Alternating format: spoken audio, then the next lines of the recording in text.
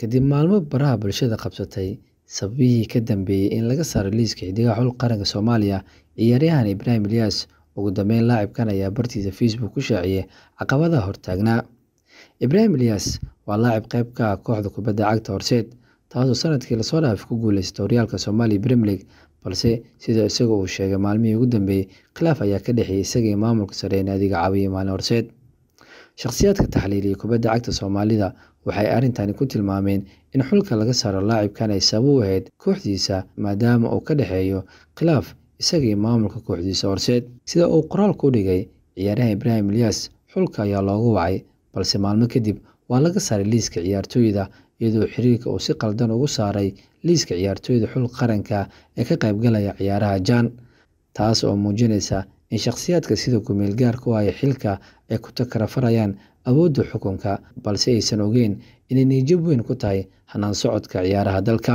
Qoraalka uu soo qoray ciyaaryahan Ibrahim Ilyas ayaa sida tan ku bilowday: fikrado kala duwan oo taageerayaasha ka socda kadib, waxaan go'aansaday inaan ka hadlo sida wax u dhaceen.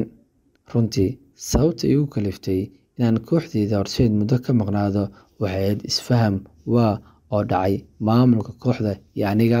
Waxaa lama filaan igu noqotay in la ii soo waco oo layla socodsiiyo in aan kooxda qaranka la igu diray. Muddo kadib layga saaray sabab la'aan. Wixii dhacay way dhaceen. Xushmad mudan ayaan u hayaa kooxdayda Horseed. Walaalahay kuwa la doortay inay matalaan qaranka, waxaa idin leeyahay good luck, guul wacan ayaan idiin rajeynayaa, ayuu hadalkiisa kusoo gabagabeeyay ciyaaryahan Ibrahim Ilyas. Qoraalka uu bartiisa Facebook kusoo qoray ciyaaryahan Ibrahim Ilyas ayaa ka dhigan mid niyad-jab weyn ku keeni karta qof walba oo jecel saaxada kubadda cagta. In lagaaga waco xulka qaranka Soomaaliya haddaba sabab la'aanna lagaaga saaro waxay muujinaysaa inay taasi tahay mid gacan bidixeyn ah oo Soomaaliduna ku tilmaami karto in jecleysi halkaas uu ku jiro. Waxaana sababta ugu weyn iska leh xiriir kubadda cagta iyo shakhsiyaadka sida ku-meel gaarka xilka u hayo.